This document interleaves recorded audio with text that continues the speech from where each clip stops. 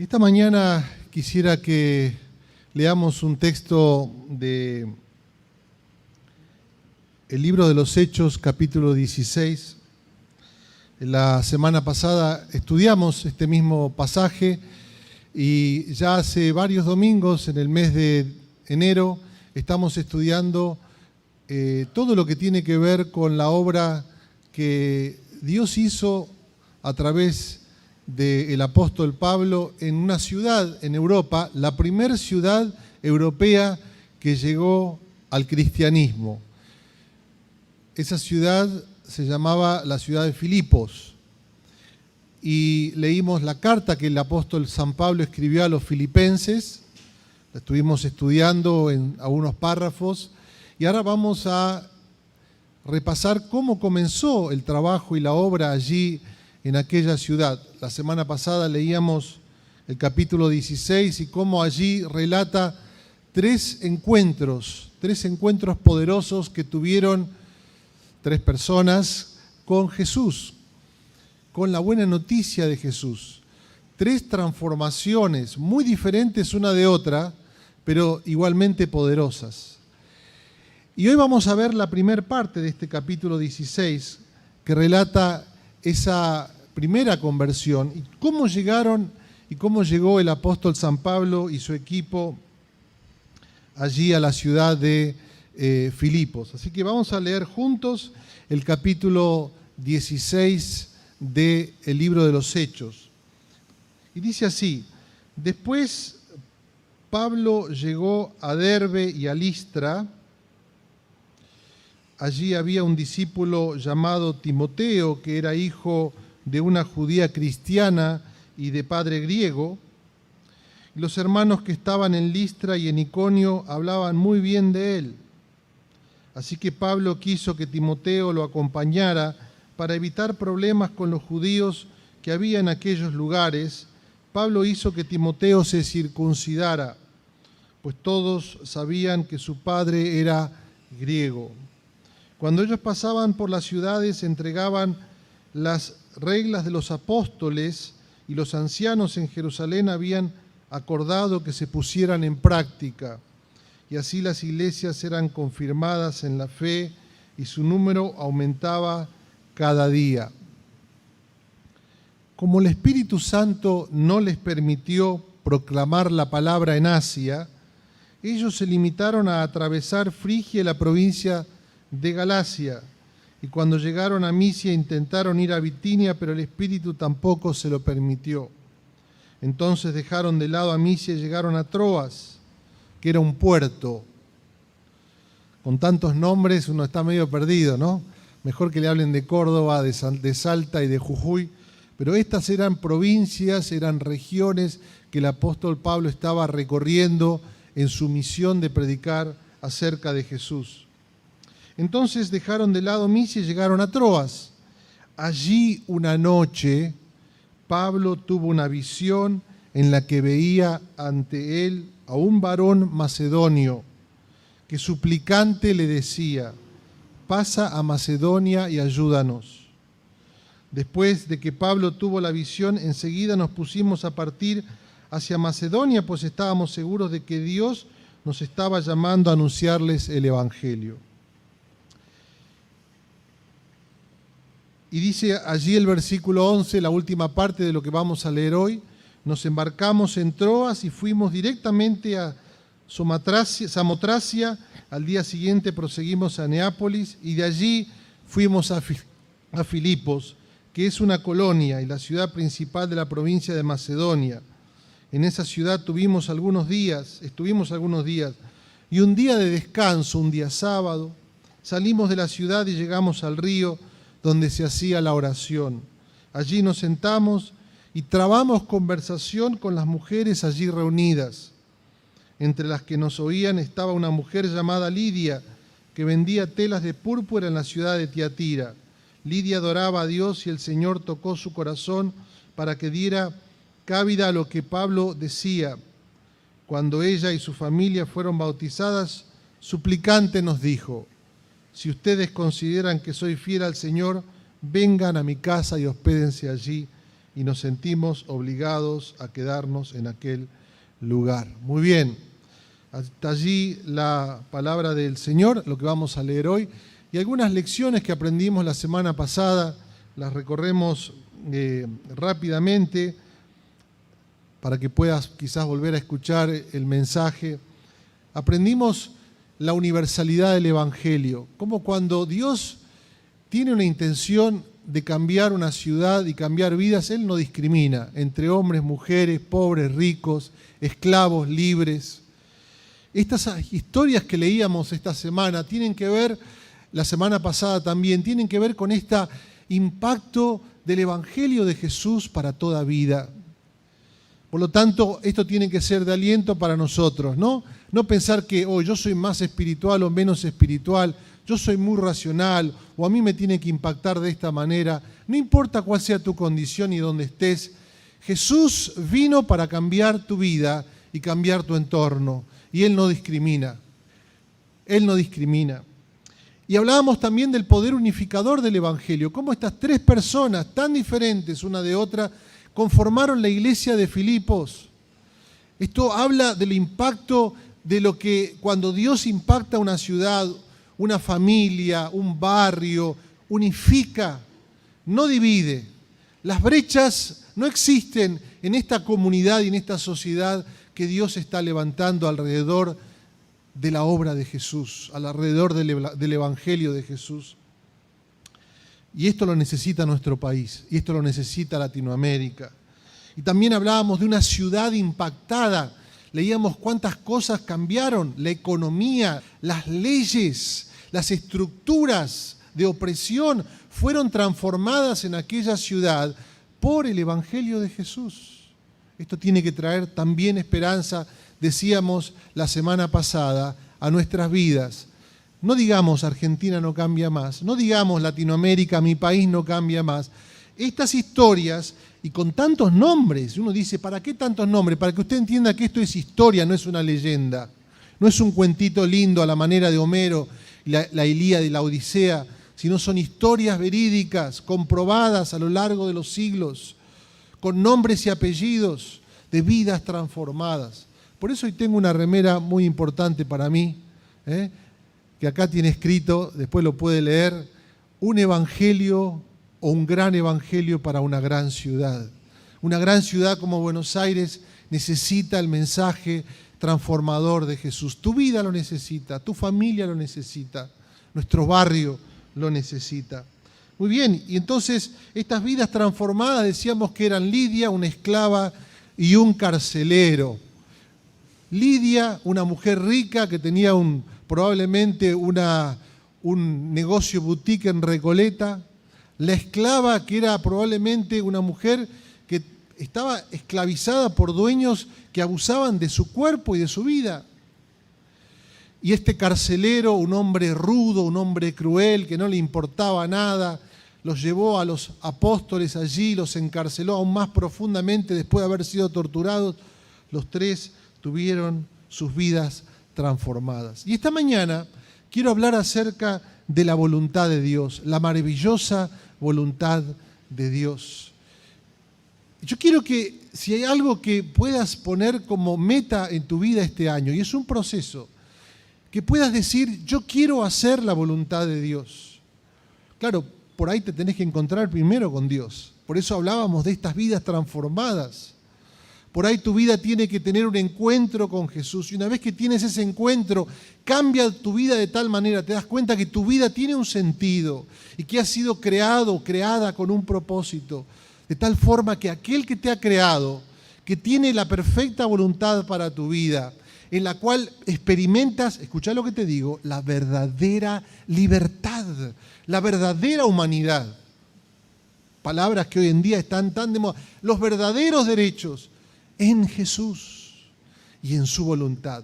Por eso, ayudarte con estos 6 principios que voy a recorrer muy rápidamente y después los vamos a grabar en algunos videos de discipulado para que puedan ser hecha carne en tu vida. Estos 6 principios rápidamente acerca de cómo conocer la maravillosa voluntad de Dios para mi vida. Y lo vamos a recorrer a lo largo de esta historia que hemos leído esta mañana. En primer lugar, puedo conocer la voluntad de Dios siguiendo los principios de su palabra. Lo fundamental para nosotros es tener una vida moldeada por la palabra de Dios. ¿Qué es la palabra de Dios? La Biblia. La Biblia es la palabra de Dios. Estamos leyendo hoy la Biblia y esta historia que hemos leído está metida allí en la Escritura para ser para nosotros guía. Una mentalidad moldeada por la palabra de Dios es la mejor guía para conocer la voluntad de Dios para nosotros. Lo fundamental es dejar que nuestra vida sea formada, nuestro pensamiento formado por la palabra de Dios. Esto genera en nosotros un deseo sincero de obedecer. Dice el Salmo, ¿quién es el hombre o la mujer que teme al Señor? No que le tiene miedo, sino que considera y entiende que Dios es el Señor de su vida. Él le enseñará su camino, dice el Salmo 25. Y hay una promesa, y lo vemos en esta historia, que Dios nos va a guiar. Dios guió a sus siervos, Dios guió al apóstol Pablo y a su equipo, Dios guió a la iglesia a lo largo de los siglos. Dios te va a guiar. Esta es la promesa. Mira lo que dice el Salmo 23, que algunos de nosotros lo hemos repetido. El Salmo dice así, Él me guiará por sendas de justicia. ¿Se acuerdan del Salmo 119 para los jóvenes? O sea, para todos los que estamos aquí esta mañana y los que están escuchando también. ¿Cómo limpiará el joven su camino? Con guardar tu palabra. La promesa de Dios para nosotros es que Él nos va a guiar conforme a su palabra. Mire lo que dice este librito que estuve leyendo en estos días. La promesa de Dios es que Él nos guiará en nuestras decisiones si haya que de nuestra parte estamos dispuestos a obedecer en dirección y control.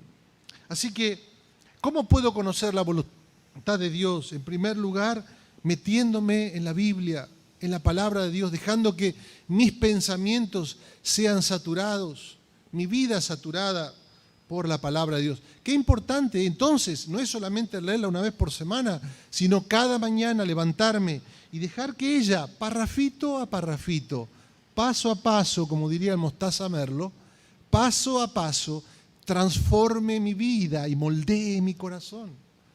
El poder de la meditación en su palabra. Los santos meditaban en su palabra y dejaban que esta palabra, con el Espíritu Santo obrando en tu vida, así opera el Espíritu Santo, a través de su palabra va transformando tu mente y tu corazón. Poderoso. Segundo lugar, la voluntad de Dios, tienes que saber, está siempre involucrada con cambiar vidas y ciudades para su gloria. Allí dice en el capítulo 15 que el apóstol Pablo se dividió de Bernabé, tuvieron una diferencia, eran seres humanos, no eran perfectos, en cuanto a uno de los discípulos que se llamaba Juan Marcos. Se dividieron y uno fue para un lado y el otro fue para el otro. Marcos, San Pablo con otro que se llamaba Silas comenzaron a recorrer y hacer lo que se llamó el segundo viaje misionero. Hubo 3 viajes misioneros de San Pablo. Recorrió millas y kilómetros y miles de kilómetros a pata. En aquella época no había coches. Caballos era una cosa muy lujosa, o carros, a gamba. Y el apóstol Pablo comenzó a caminar y aquí relata los lugares por donde recorrió. Y él, este Dios tan tremendo y poderoso, movió circunstancias, movió vidas, puso barcos, puso personas para tocar a esta mujer, primera que leíamos que se llamaba Lidia, y después una esclava y después un carcelero. Él moverá personas y circunstancias para cambiar vidas para su gloria. Cuando uno tiene un encuentro con Jesús, después empieza a recordar cómo llegó a ese punto, porque a veces es un proceso, a veces es un momento, y uno se da cuenta que pasaron cosas tan extrañas. ¿Sabe quién se llama esas cosas tan extrañas? Dios. Una persona que te habló, un sentir que vino a tu corazón, dijiste, tengo que ir a escuchar. Algo que se alineó de una manera. Los planetas son alineados por el poder de Dios. Y Él lo hace todo con un propósito, cambiar vidas para su gloria. Tan importante es tu vida y tan importante es mi vida para Dios, que Él moverá cielo y tierra. Fíjense lo que dice, que intentaron ir a un lugar y no pudieron, y a otro lugar. No sabemos cómo ocurrió esto. Y después tuvo una visión de un varón vestido de macedonio. ¿Cómo serán los vestidos de macedonio? No sé, pantalón chupín, pelo rojo teñido porque era de Europa, no sé, vestido de gaucho, no sé cómo estaría, pero se dio, o el acento tenía medio como de cordobés, pero se dio cuenta que venía de Macedonia este tipo, que lo llamaba en un sueño, vení y ayudanos. Todos los planetas se estaban alineando, Dios los estaba alineando para encontrarse con una mujer, con una esclava y con un carcelero. Quiero decirte, Dios moverá cielo y tierra y tienes que tener esta convicción. Esta iglesia no se trata de reuniones ni de actividades. Cuando empezamos a creer que la iglesia se trata de actividades y de reuniones y de programas, hemos perdido la visión. Esta iglesia comenzó en este barrio perdido y olvidado. En ese momento era un barrio difícil. Cuando yo le decía a la gente, me fui a trabajar al Bajo Flores, me tomaban como loco. Me decían, ¿qué vas a sacar de ahí? Pero es Dios el que tiene el deseo de cambiar vidas, de transformar barrios y transformar ciudades para su gloria. Amén. Así que fíjate las prioridades: vidas, familias, iglesias y estructuras.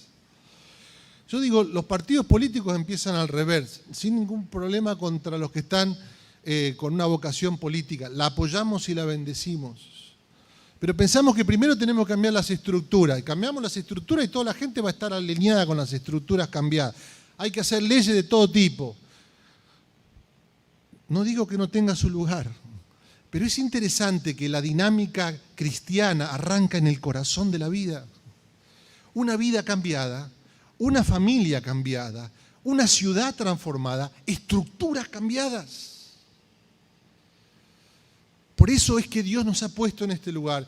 Y esta es la convicción que la voluntad de Dios, no sé si la voluntad de Dios es que cambies el coche, no sé si la voluntad de Dios es que tengas una mansión. Si así es, gloria a Dios, pero que sea para extender su reino, porque la primera prioridad del Señor es la siguiente: cambiar vidas de tal forma que den gloria a Dios. ¿Qué te parece? Esta es la forma de conocer la voluntad de Dios, de ponernos en la línea de la voluntad de Dios. Tercer lugar, rápidamente, ¿cómo puedo saber la voluntad de Dios? Y acá vamos a las 3, 4 cositas prácticas. Los primeros eran 2 principios muy grandes. Y ahora cositas prácticas. La primera es, en tercer lugar, en el devenir de nuestras vocaciones. ¿Qué quiero decir con esto? Pablo estaba haciendo su segundo viaje misionero. Él era apóstol, él era misionero. Él iba realizando su tarea. Después en el capítulo 16, ahí en los primeros versículos, se encuentra con Timoteo. Se le había debilitado el equipo, se le había dividido, multiplicado. Y ahora encuentra a Timoteo y sabe que lo debe reclutar, porque debe extender el equipo de trabajo. ¿Cuántos años tenía Timoteo? No más de 20 años. Todo el mundo hablaba bien de Timoteo. Timoteo había tenido un encuentro con Jesús. Timoteo estaba listo para servir a Dios. Esta idea de que la religión o la fe cristiana tiene que ver con cierta edad para arriba. Está demostrado que, en primer lugar, la fe cristiana impacta a la juventud. Y una iglesia que es vital es una iglesia que debe estar llena de un espíritu joven. No digo de gente de edad joven también, pero un espíritu joven. Y Pablo va realizando esa tarea, reclutando y haciendo su trabajo. Después va recorriendo las iglesias contándoles lo que se decidió en Jerusalén, informándoles acerca del amor y de la gracia de Jesús. Que ahora no hace falta que se circunciden, muchachos. Menos dolor en la vida cristiana, por lo menos en algunas cosas. Y va fortaleciendo y discipulando. Y después intenta ir a un lugar y a otro lugar. ¿Qué está haciendo Pablo? Está haciendo su trabajo. ¿Quieres conocer la voluntad de Dios? Haz tu trabajo. Dios nos llama vagos. Dios nos llama a gente que está de brazos cruzados esperando a que Dios me muestre cuál es su voluntad. Tienes una tarea que realizar. Mañana lunes te levantas. A las 7 de la mañana tenemos de 7 a 7 y cuarto un tiempo de oración para aquellos que se quieran conectar, un tiempo de oración vinculado con nuestro trabajo. La vida cristiana no es la vida del domingo. Yo digo siempre, la vida cristiana en realidad comienza el día lunes. El día domingo es para cargar pilas, estar juntos, ver lo que Dios está haciendo en nuestras vidas, escuchar su palabra. Pero el día lunes vos te encontrás con tu llamado, con tu vocación y con tu responsabilidad. Y entonces, allí, en tu responsabilidad cumplida cada día, marcando la tarjetita, yendo a estudiar, estudiando para tu examen con responsabilidad, Dios va a mostrarte su voluntad. ¿Me entiendes lo que te digo, no? Por eso, ¿qué necesita nuestro país? Hombres y mujeres responsables en sus trabajos, en su misión. No, pero yo sé que Dios me ha llamado a grandes cosas. Te voy a leer lo que dice este autor que me parece fascinante. A ver si encuentro la cita. Dice así: constantemente debemos tomar decisiones y aprender a hacerlo en forma bíblica, comenzando por las cosas pequeñas, si deseamos poder hacerlo en las cosas de mayor importancia. En las cosas pequeñas de cada día, cumpliendo con nuestras vocaciones, como el apóstol Pablo lo hizo en aquel lugar. Vamos por la cuarta, rápidamente. Dios también muestra su voluntad en las circunstancias. Ahora, quiero decirte, algunos de nosotros le ponemos pilas a primero, que Dios me muestre. Pablo tuvo un sueño y puertas que se cerraron y puertas que se abrieron. Y pensamos, bueno, esta es la forma en que Dios me va a hablar. En el orden de prioridades de Dios, en realidad hay 6 eventos, no más, 6 o 7 en el Nuevo Testamento, donde Dios habla a la iglesia o a sus líderes de esta manera así tan específica. La mayoría de las veces, Dios te habla a través del sentido común que se desarrolla con la lectura de la Escritura, con la oración y con otras cositas que vamos a ver. Y entonces uno va entendiendo que las circunstancias, Dios está en control y te va guiando. Pero algunos de nosotros estamos esperando el milagroso momento en el que Dios me va a hablar en voz alta y audible. Y a veces te puedo decir que es absolutamente la excepción. Pero saber esto es importante. Escuchá con atención. Dios está en control de las circunstancias. Y cuando tomas una decisión queriendo hacer la voluntad de Dios, teniendo en cuenta la misión que Dios te ha encomendado, sabiendo que tu trabajo también se vincula con esa misión, cambiar vidas y estructuras para la gloria de Dios en nuestra ciudad, entonces Dios va a ir alineando las situaciones y Él te va a ir encaminando en cuanto a eso. Habiendo dicho esto, te voy a decir, uno de mis mejores amigos estaba decidido a ser misionero en Holanda. En el seminario, un día estábamos los dos ayunando. Yo no lo conocía a él, él no me conocía a mí. Y habíamos acordado ir juntos a una reunión de oración. Y estábamos en el coche ese día. Él me llevaba y él me decía que había tenido un sueño Esa mañana, un día sábado, había ayunado yo el día anterior y cuando me desperté había tenido un sueño. Y no había comido milanesas el día anterior, porque generalmente cuando como milanesas tengo pesadillas. Digo en broma. Pero ese día había tenido un sueño muy fuerte. Había soñado que yo vivía en ese momento en Estados Unidos, y había soñado que yo iba recorriendo la avenida Eva Perón, se llamaba Avenida del Trabajo en aquella época, y había un niñito que salía de la ciudad oculta, en ese momento una de las villas más conocidas de la ciudad y más peligrosas. Y un niño con unos ojos grandes, llorosos, decía, ¿y ahora quién va a ayudarme? Había recibido yo la invitación de ser pastor en una cadena de radio que tenía 3 millones de audiencia y yo tenía que quedarme a vivir en la ciudad de Chicago. Y yo estaba buscando a Dios su voluntad. Yo sabía que me había ido porque yo quería volver a Argentina, pero esa era una gran invitación y era una invitación para hacer la obra de Dios. Y cuando le estaba contando, estaba sentado, yo no le dije nada. Mi amigo me empezó a contar, me dijo, vos sabés que tuve un sueño. Soñé que había un boy, Latin American boy, un chiquito latinoamericano con los ojos llorosos. Y me dijo, ¿quién va a ayudarme ahora? Mi amigo tenía 22, yo tenía 23 años. Yo me di vuelta y dije, wow. Él tomó la decisión de no ir a Holanda y se vino a Argentina.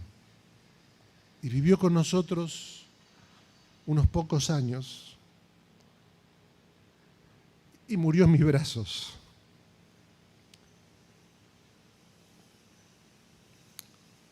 Dejó una marca en la vida de muchos que lo conocimos y las comunidades donde él sirvió, allí en San Antonio de Padua.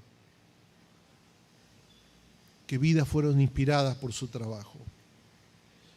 Dios opera y habla por medio de las circunstancias. Yo lo creo esto profundamente. Puertas que se abren, puertas que se cierran. Y a medida que nos vamos dejando guiar por la palabra de Dios, vamos a tener una mejor comprensión de las situaciones a nuestro alrededor. En quinto lugar, la voluntad de Dios en el consejo. Después de que Pablo tuvo la visión, el texto en el griego original dice así, concluimos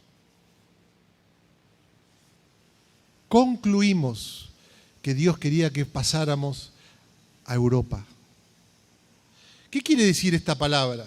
Quiere decir que hablaron entre ellos, debatieron, aún el texto nos hace pensar que hasta hubo diferencias, oraron seguramente, buscaron en la Biblia, en la palabra de Dios, en la voluntad de Dios, buscaron y concluyeron que ese sueño venía de Dios.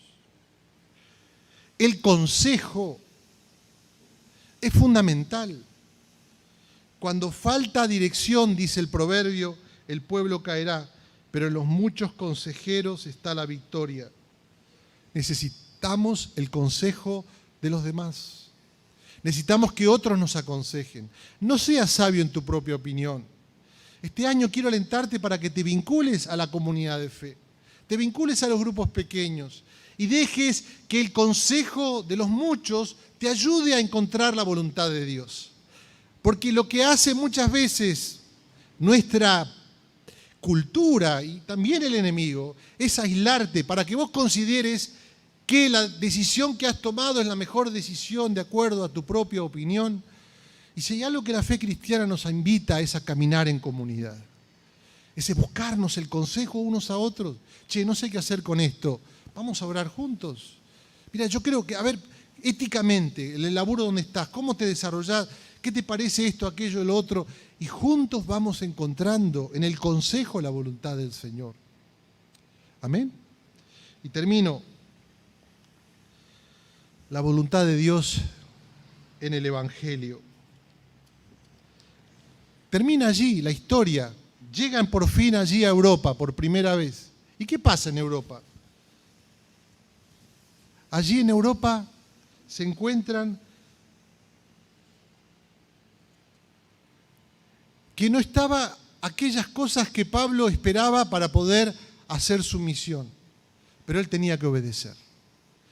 Y volvemos otra vez al principio número 1. Si tu corazón está dispuesto a obedecer, Dios te va a guiar. Ahora, primero tiene que ir afuera de la ciudad, porque generalmente cuando Pablo llegaba a una ciudad, iba a una sinagoga. En esa ciudad no había sinagoga, no había iglesias a las que él iba a buscar para poder predicar. Y entonces tiene que salir de la ciudad, se va a un río y había unas mujeres. Segunda cosa, no había hombres. Pablo iba a sinagogas donde había hombres. Y tercer lugar, no solamente que había mujeres, sino que estaba Lidia, que ni siquiera era judía. Todo mal. Pablo había recibido la visión de un varón y se encuentra con una mujer. Y sin desprecio absoluto, en aquella época, hablar a una mujer y hablar de mujeres y decir que ciertas obras importantes se iban a realizar en una ciudad a través de una mujer, era una locura. Si hay algo que la fe cristiana ha hecho es instaurar el valor creacional de la mujer, los derechos de la mujer, el llamado de la mujer. Y en esta historia lo vemos. Las 2 primeras conversiones que cambiaron esta ciudad fueron 2 mujeres. Por lo tanto, no es poca cosa decir que Pablo va fuera de la ciudad a unas mujeres y le habla específicamente a Lidia. ¿Y sabe qué? Dios le abrió el corazón a esa mujer. Y esa mujer era la mujer. Era la persona que iba a través de ella y a través de su casa comenzar una obra poderosa en aquel lugar. Mira las evidencias, se bautizaron allí. Y ella abrió su corazón por el Espíritu Santo y después abrió su casa y le dijo, por favor, quédense en mi casa. Qué importante que es la obediencia y el determinarme a hacer la voluntad de Dios en mi vida. A través de ello encontrar entonces que Dios nos va a guiar en su voluntad. Quiero leerte esta frase de William Carey, que fue el primer misionero que predicó el Evangelio allí en la India, cuando él tuvo adversidades como la del apóstol Pablo, y él no sabía qué hacer, sabía que Dios lo había llevado a ese lugar, sabía que estaba en ese trabajo, sabía que tenía que estar con su familia, había ya avanzado en sus pasos y en sus decisiones, y ahora tenía oposición. Y él dijo así, mi posición resulta ya insostenible. Hay dificultades por todos lados y muchos más problemas por delante.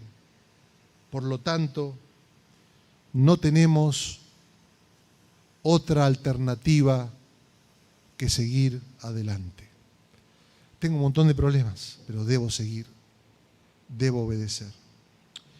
Quiero invitarte esta mañana, repasando estas 6 ideas básicas, a que tengamos una palabra de oración y que le pidas a Dios que esta mañana el Señor pueda poner en tu corazón el deseo de hacer su voluntad. Si este es un año especial para vos, el 2021 es el año en el cual te has determinado a escuchar la voz de Dios, a hacer la voluntad de Dios. Y si por ahí todavía no conoces esa voz, hoy es el día en el cual puedes tener un encuentro con Él. Y ese encuentro transformar y guiarte a hacer esa voluntad tan maravillosa que trae gloria a su nombre y transforma toda tu vida y propósito. Vamos a orar. Señor, te damos gracias por tu palabra. Gracias te damos, Señor, porque nos has permitido escuchar tu voz. La maravillosa voluntad de Dios. Esa voluntad que se manifiesta en la Biblia y que el Espíritu Santo nos habla a través de ella. Esa voluntad que nos muestra que Dios está en el oficio de cambiar vidas. Esa voluntad que nos guía a seguir perseverando en nuestras vocaciones, que nos guía a ser obedientes, que nos guía a escuchar el consejo de los sabios, que nos guía a entender que las circunstancias muchas veces, siempre, están en control tuya, Señor. Y que a veces nos das discernimiento y capacidad para entenderlas. Te pedimos que por lo menos esta mañana podamos entender que si este mensaje lo hemos escuchado, es porque quieres que hagamos tu voluntad. Que podamos ser hoy quizás como el apóstol Pablo. Después de años, de muchos años, escuchó la voz diferente y nueva del Señor. Capaz que el Señor te sorprenda en esta mañana con maneras nuevas de guiarte a través de su palabra. Quizás seas como Timoteo o Timotea, nuevo, joven. Dios te está reclutando para caminar con Él. Señor, me has mirado a los ojos. En la arena he dejado mi barca. Junto a ti buscaré otros mares. Lo pedimos y te damos gracias en el nombre, decimos juntos, del Padre, del Hijo y del Espíritu Santo. Amén.